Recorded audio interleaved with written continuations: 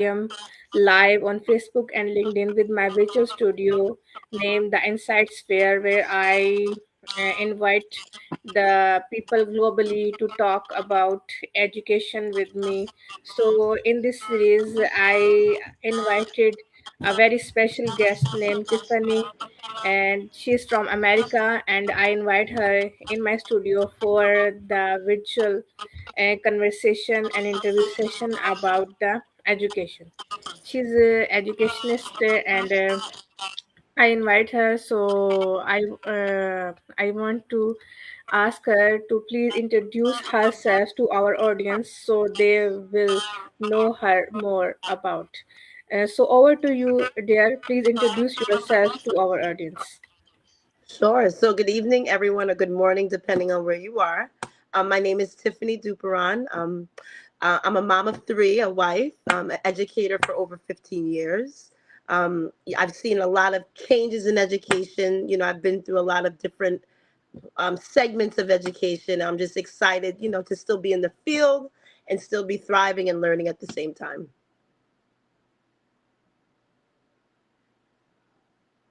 All right. Okay, thank you very much for your kind introduction.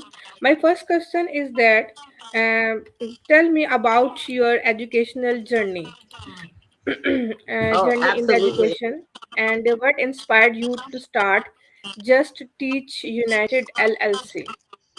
All right. So I started my education journey as a science teacher, in which I loved teaching science concepts, and I loved the fact that students were able to engage in hands-on experiments through my subject. So I found that very meaningful, and the students always looked forward to it as well.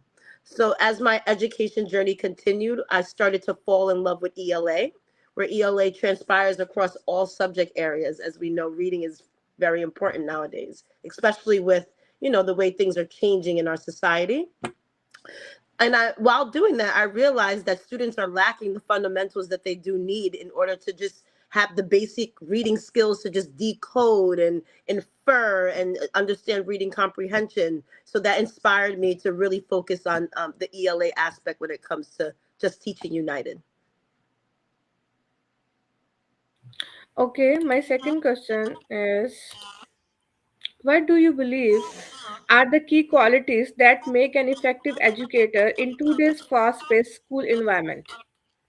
I think it's important to build a relationship with the students and the families and the staff. Once you got to have that relationship. Students want to know you care before they listen. Students want to know you know the things they know before they listen. So I think establishing that relationship and just making sure it's solid, and then all the other stuff flows into place.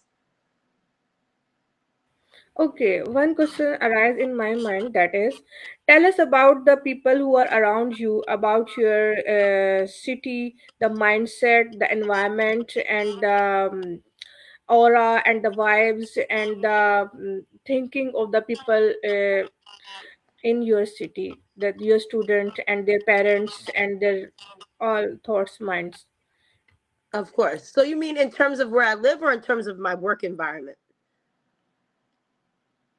Work environment, correct? Your work environment, your students, the parents of Yes. your students, their mindset, Yes. their thoughts and their thinking, all the things you observe in your city. So I'm very blessed to be working at a school where it's a great faculty that really supports student learning, student progression, family engagement. The parents at my school are very involved with their children. They are constantly checking in, making sure they can do what they have to do on their end to make sure their child's successful, because they do understand it's a partnership. The school environment and culture is amazing. It's all hands on deck. All the adults are there to support each other, which is a great feeling. And I think that does trickle down to the kids and how and promotes how successful they are. Okay, thank you very much for informing me. I am highly encouraging the people to ask the question in the comment box, and I will try to answer your questions, and I will ask also question to my guest about your queries and all the things. So I am moving toward my next question, that is, how do you approach creating a sportive and engaging learning environment for all students? So it's important to assess students. I mean, whether it's informal or informal, you got to start with an assessment. Therefore, you start with an entryway. Especially in today's times, you will have kids on totally different levels in your class. With that being said, it's really important to analyze the data. And once you analyze the data, you create an action plan. And nowadays with AI, it really does make life easy for a teacher, because you can have a kid on a kindergarten level and a kid on an eighth grade level in the same classroom, and they're all getting the education they need to help them grow from where they are at that point. So, assessing, analyzing the data, creating a plan, and then having proper platform for each student to grow in their area. Okay, tell me about the AI in education system in America.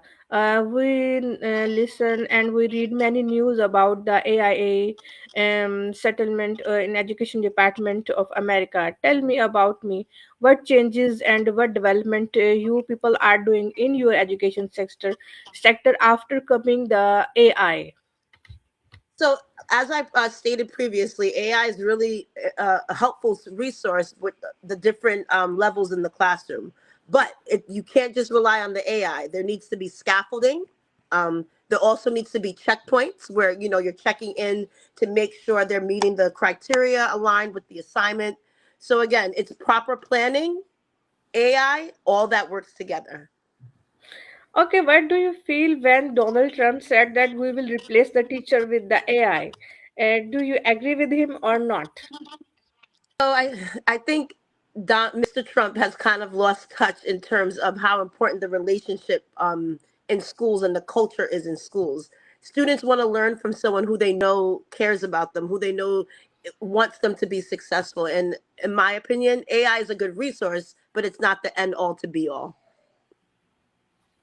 Okay, you are right. I am agree with you. And they always need a human feelings, emotion, and human teacher for the student and for our children, and it is very important.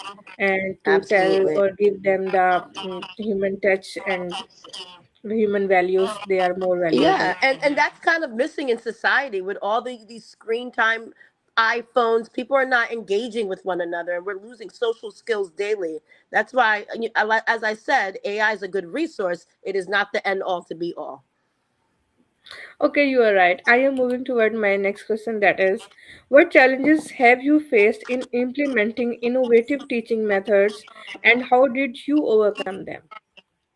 So I think one of the challenges knowing doing something different. A lot of humans are creatures of habit, and change is not easy sometimes, and sometimes it takes a lot of data, and it takes a lot of research to change someone's mind. But in terms of just making sure you are doing the right thing, I think it's really important to have a growth mindset and be very flexible. Okay, tell me about your childhood, your education, your memories, or your likeness. How you become or reach on this stage, your challenges and your educational background, your childhood stories. So we will know more about you. Absolutely. So I grew up in a small town called Elmont. I was one of the kids who looked forward to going to school every day. I loved my teachers, but again, my teachers established that relationship with me. It didn't. The relationship didn't just end in the house. We were doing basketball with our coaches and teachers. They would come visit us. Some of them even came to dinner at our houses before, and they showed that they really cared, and that made me want to work even more.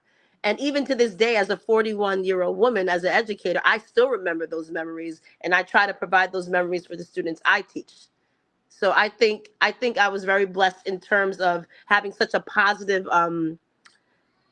experience at school that I want to now give that back to youth. Okay, tell me about your children, your family, their education, their likeness, Yes. and their favorite subjects and their teachers. Absolutely. So my husband, former educator, he's now a director of a establishment in the city. I have three young boys, twin boys who are 4 years old, Wow. Jason and Justin. I have a 6-year-old also named Jonathan, who's my oldest son, and they are all on the spectrum. and they all are very smart, very intelligent, and they all need different things in terms of in order to grow and just be better at what they want to do. They all love reading, which is such a blessing because I'm such a advocate for hands-on books and sight words and decoding, and they just soak it all up. So it's like I'm like in a wonderland when I'm working with them because they're really engaged in what they're doing, and I see growth in them. And it's not something that I have to force; it's really in them. They love it. Okay, very good, mashallah. And you will grow, and your children also. I want to ask one thing that is personal. If you want to answer, you can give me answer. Do you feel any racism or any difference between white and black people in American society? I think it all determines what kind of experiences you had. And I have had very positive experiences among all nationalities. So for someone who might not have had the same experience me, I can only talk about my experiences and they all have really positive. So, as far as racial tension in America, yes, there is racial tension in America. As far as me personally, I I only can relate to the experiences that I've had, and they've all been positive. Okay, I am moving toward my next question. That is, how do you incorporate flexibility and adaptability into your teaching or consulting practice? So I think being a mom of three young boys, on the spectrum, I think you just learn that you need in order you can have your own plan. The kids are going to dictate where you go with that plan. So I think in Hmm. terms of being You a are right. teacher, you're a coach, right? You're not. The kids are really the leader. You are just guiding them in the direction that they need to go to be independent. So again, just giving more of the independence to the kids, and you realizing that you're the facilitator, not the leader. True, true. You are right. Okay. What role do you think technology should play in modern education, especially in student development? Well, as the times are progressing, so is technology, and we want our kids to be adequate and adapt to all the changes. So I think it does play an important role. However, it does not take the place as a teacher or a human in that role. I think it needs to all be clustered together. And as I said earlier, there need to be checkpoints and scaffolding when using those type of resources. Okay, let's change the mood of the interview or of our conversation. Tell me about your favorite food, your dishes, and what you like to eat and what you like to cook. Tell us about more Yes. about yourself. No problem. So I come from a mixed background. My father's Jamaican, my mom is Puerto Rican. So I'm very blessed to have a good sense of culture food. My favorite food to cook on my end is rasta pasta. I cook a very good rasta pasta. I also love cooking yellow rice and beans. My boys love that. That's one of their favorite meals. Um, but in terms of like my favorite food, I really love Indian food. Indian food and Jamaican food are like my top. Chilies. Yes, my top choices of like eating out culture wise. Okay, so tell me some name of dishes of Indian food you like most. Okay, so the Marcella, the tiki Marcella, the chicken, the sag is amazing. The garlic Sag, naan, I love. Yes, garlic garlic naan. naan. The Okay, samosas, I might be saying it wrong, samosa. so I apologize. The samosas are amazing. The vegetable ones, of course. The Okay. lamb chops are very. I there's so many great things. Do you eat pakoras with samosa or not? No, is that like a sauce? It is like the samosa, but they are small in size, but they are very Oh, delicious and they are I made never with the. tried that. I gotta try that next time. Okay, they are more in Pakistan or in subcontinent area. We eat samosas and pakora and with chutney and Ooh, the that sounds yogurt good. with the mint and the green chilies. Do you eat golgappa? No, what is that? Golgappa is like pani puri. There's a round, Oh, is small. it like the yogurt? There's yogurt that Yeah, comes with the yes, meal. Is it yogurt or no? Yes, yes, yes, yes. yes. These are the golgappas. Sometimes they are too sour or they are too heavy Well, amount it's of a good chili in it. contrast to the spicy food when you eat the yogurt after. So it's like perfect right after, to be honest. Yes, dahi ballas and golgappa, samosa, pakoda. There's a street food in our region. They are more famous than naan, garlic naan, and then many flavors of naan with there are. You, I welcome you to come in Pakistan to. I would love to visit. That would be such a blessing, a great cultural experience. We have many flavors of food in our region, and they are too much different. There's a variety of food, and we are too much happy people. Or hospitality is very good in our country. We offer free food to our tourists, and we love to invite them in our area and in the KPK region of our country. And the food and the fruits, especially, and the vegetables are too good, and the corn Yeah. that is in white in color, and its flavor is sweet, its fragrance is very good. There are fresh wild fruits and vegetables in our region, more organic. I cannot explain these things in words, but they are freshwater things in the mountains, and they are too good. So Wow. That sounds so wonderful. I hope one day I can get to Pakistan and visit. That sounds amazing.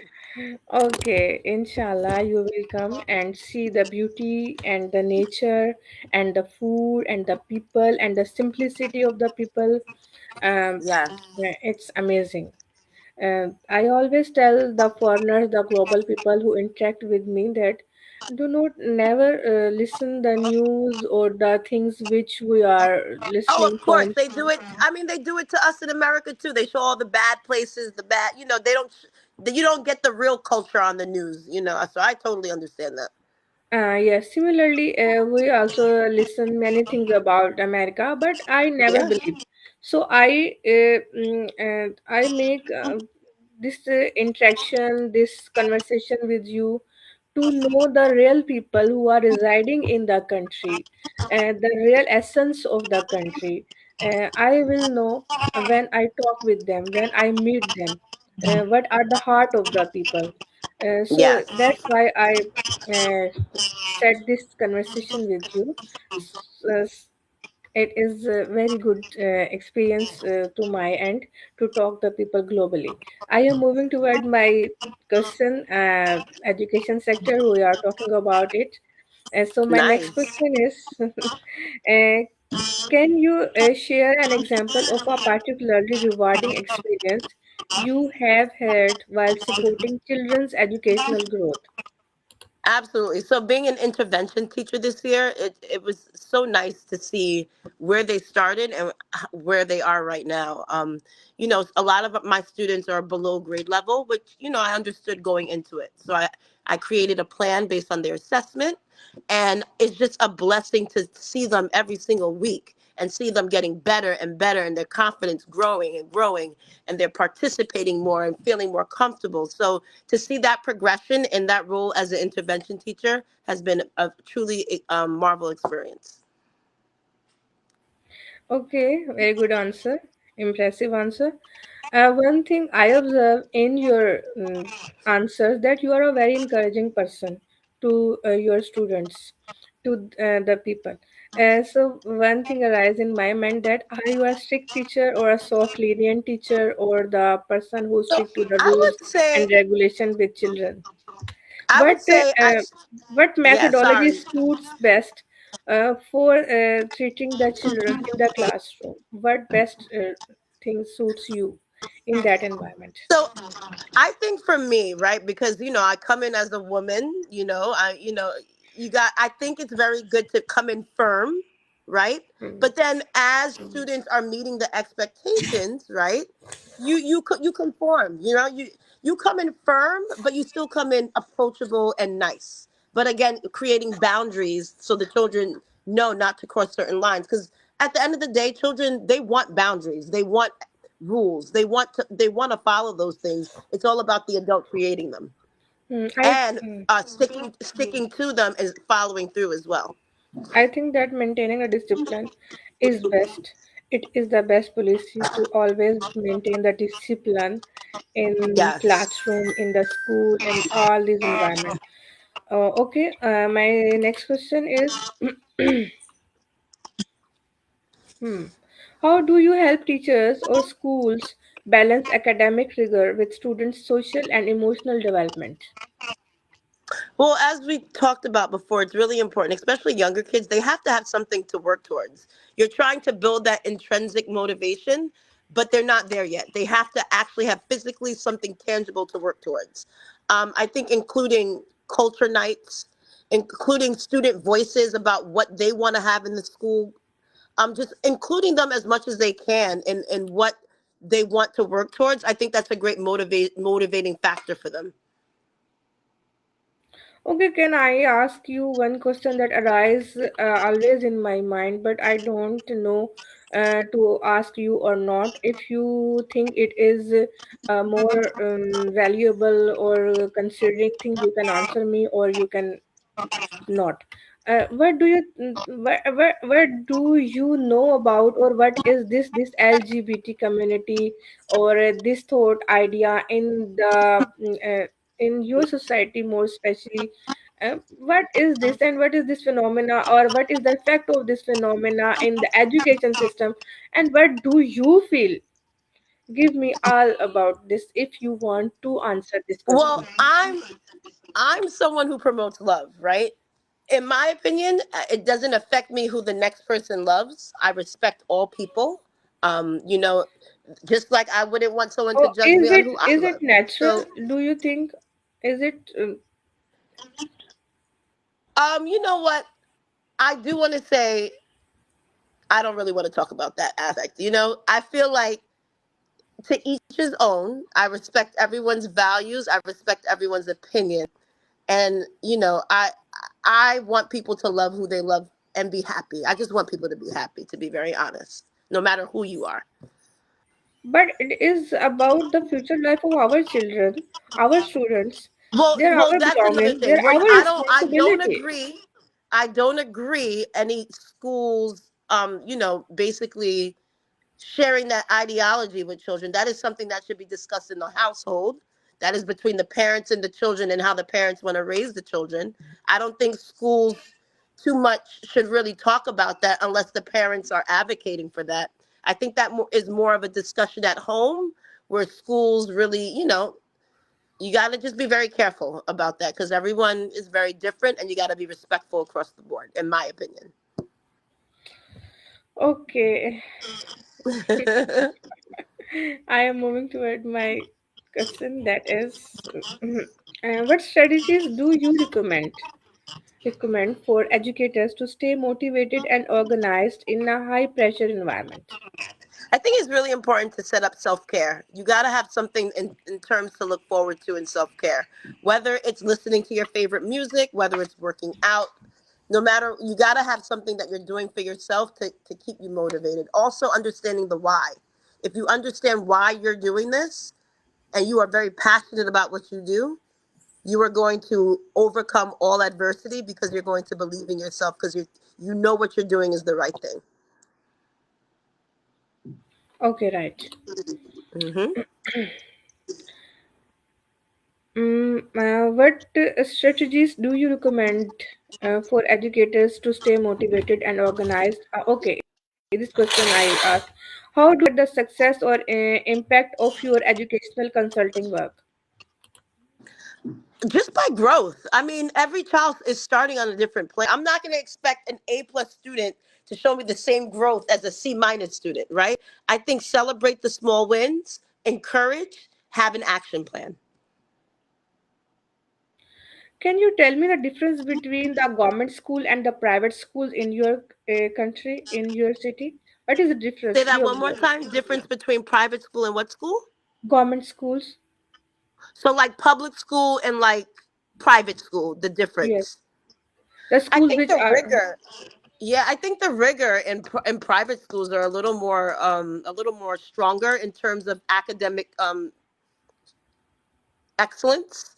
I feel like, if you're putting your kid in a private school and you are paying that tuition and you're paying that money, you are really looking for your child to be at a certain, you have an expectation. Where in public school, you still have that expectation, but um I think the rigor is just it could be a little more higher in my opinion. Okay. Yeah. What trends or changes in education are you most excited about and why? Again, like we've been talking about this AI, I'm really excited about it because there's a lot of different ways you can maneuver it and use it to really help the instruction of students by just being one human. I remember there was a time in the classroom where you had teachers at every table doing guided reading or stations and whatnot.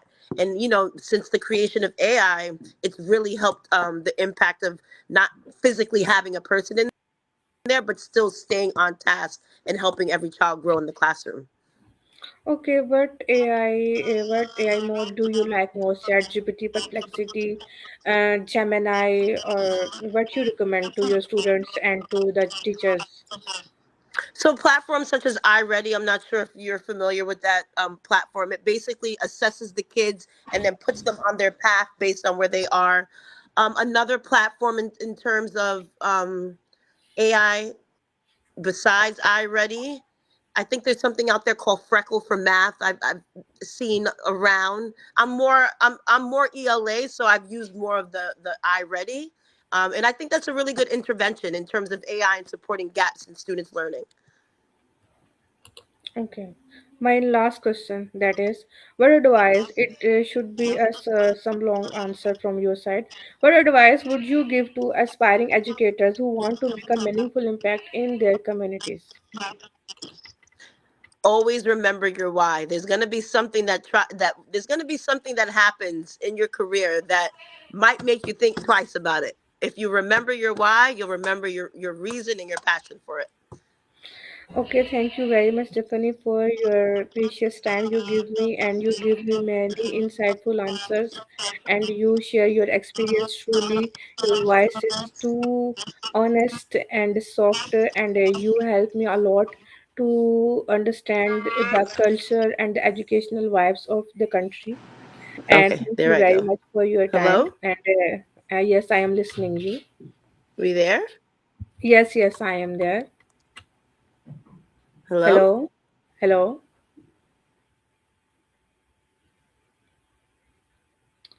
Okay, I think there is some internet issue. Uh, I'm sorry. I think we lost each other. Can you hear me now? Okay, Yes, there we I'm go. hearing you. Okay, Okay. I was saying that thank you very much for your precious time, for your arrival, your voice and your ideas and your answer. They are true and honest, and you give me a very insightful things about your society, your educational system. You are now my friend, and we will communicate more and more to learn from each another. And I thank love you that. very much. Thank you. All right. Thanks a Thank you. lot. I look forward to hearing from you soon. Have a great morning where you are. Thank you very much. And thank you, the audience, for your precious time, the people who are watching us live and the people who will watch us in recording. Thank you very much. I will share the link of this interview on YouTube with you. And so stay tuned Okay. and take care. Bye bye. All right. Thank you. Bye Allah bye. Hafiz.